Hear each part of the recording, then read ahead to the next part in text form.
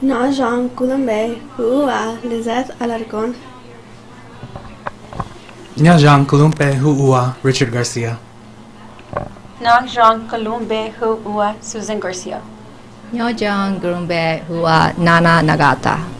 Nyangzhong Gulumbe Huon Zhongfang. We will start by introducing our Hmong ethnographic interview.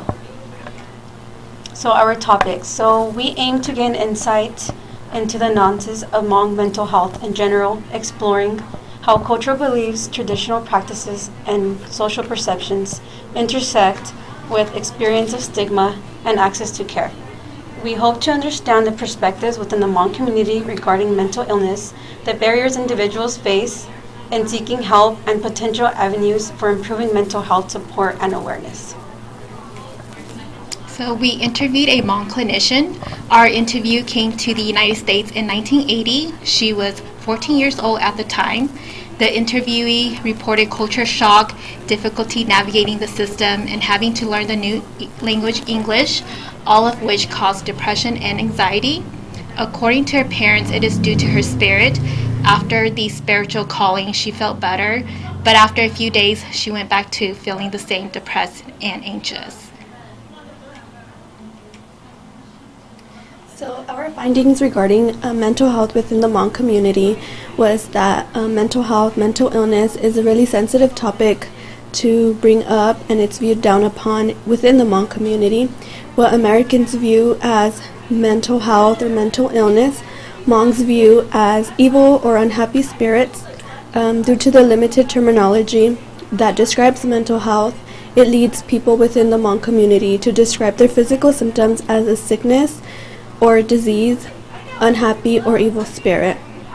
They see it this way because they don't know of any other explanation that may be the reason that may be causing them to feel unwell.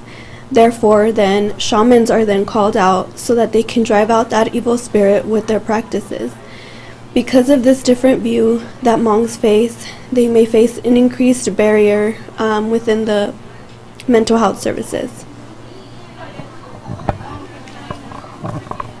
Our Hmong interviewee's story highlights and reflects many of the common stressors for refugees and immigrants.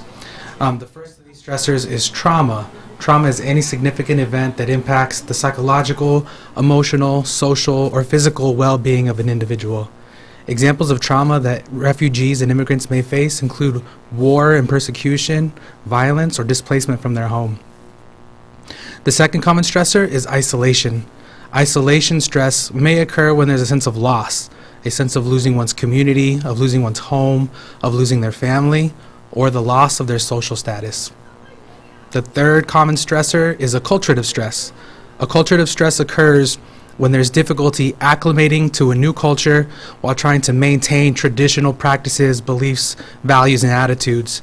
It can also occur when there's differences within the family and conflict arises between the older generations and the younger generations. Acculturative stress also occurs when there's difficulty learning and adapting to the new language. The last of these common stressors is resettlement. Resettlement stressors can look like difficulty finding home, difficulty finding employment, financial stress, and having increased barriers and difficulty accessing and navigating the various systems of support within the new country.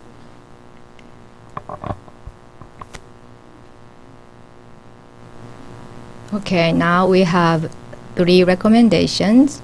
And first one is negative attitudes do not help the younger generation's mental health or future. Their well-being impacts the whole family's well-being.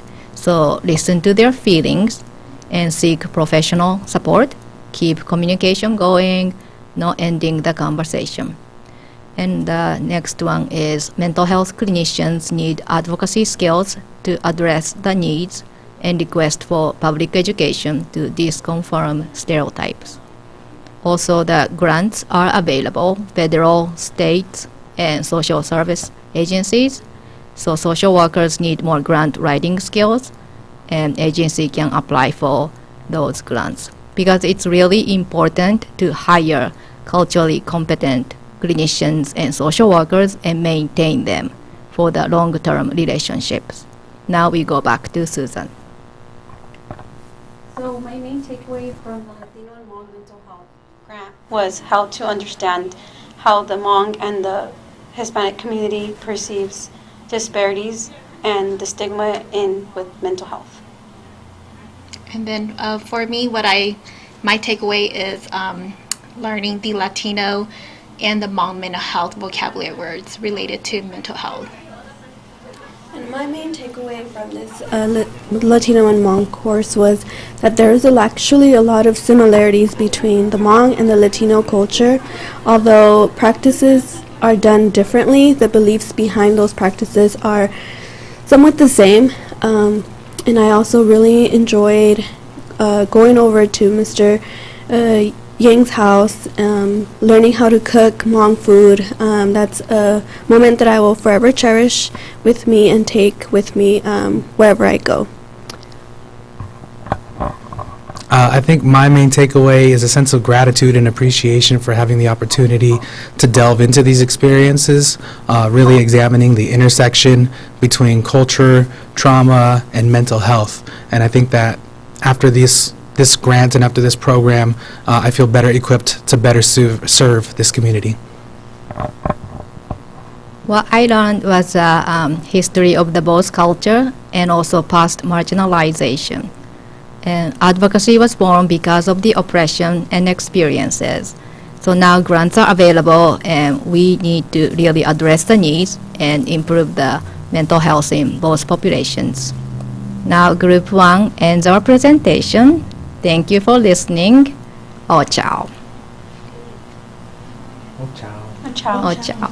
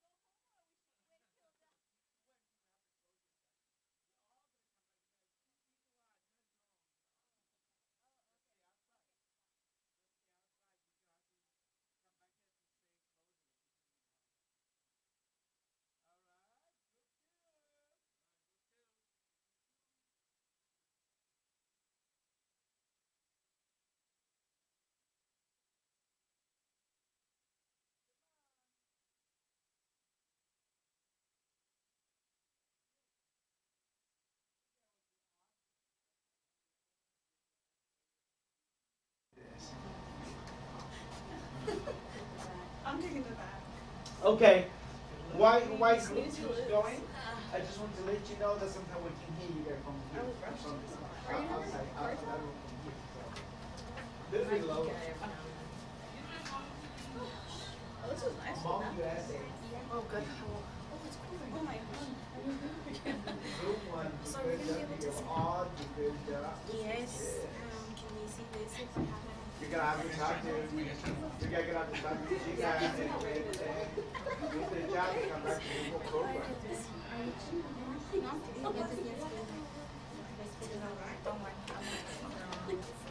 All right, hiện giờ you can train wherever that monitor the slide.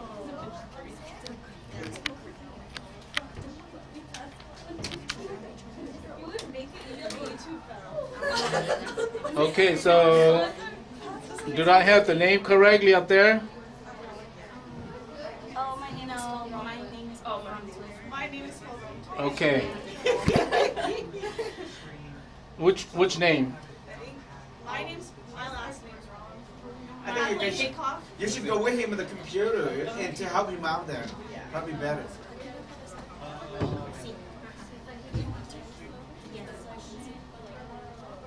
Oh no, it's gonna be on the TV. We're gonna come on that. You need me to change your name? Yes. Yeah. It's Miss Benai.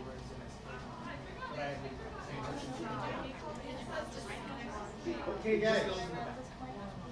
Nobody leave until we, at the end, we all gonna go back to say, she go up, watch out. She go up, watch out.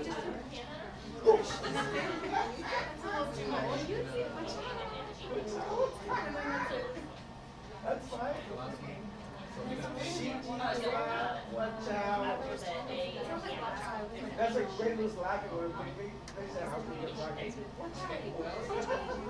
It was so easy. Yeah. Just texted one of us with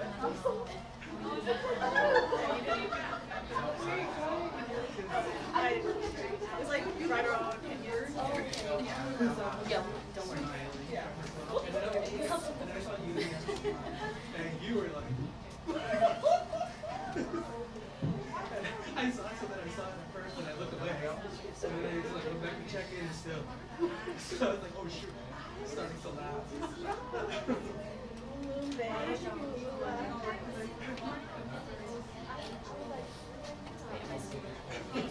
Am I saying this right? Now, Jean, they, Canada.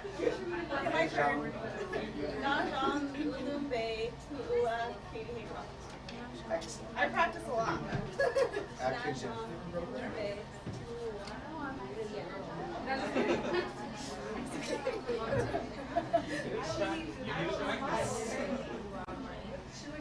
Great. See, you got perfect Hmong out there. That's why Grace gave you the egg roll. That's when Grace gives you the egg rolls.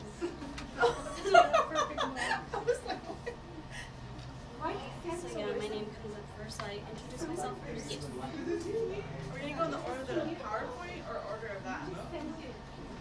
You guys can, now who's gonna talk first? Okay. The mic is for you guys back here. So you guys can pass the mic. So you two over here, you guys already have this, so you guys don't need to worry about your mic in front. Now, do you guys have any PowerPoint? Yes. Yeah, so you guys have to go ahead, if you could, just go ahead, yeah, upload onto this computer right here. You guys want to do the order of that or the Pull this one off first. Because the PowerPoint has a different order, so how do you want to do it? Somebody's gonna have to talk and control it. We can do it the order of that. Okay, so Of that. So you guys know the PowerPoint order, so Yeah. if whoever's turn to talk, then you guys can, so one person will be the one to control the PowerPoint. So that way, when hit on the screen, that is your order, you're the one to talk, yeah.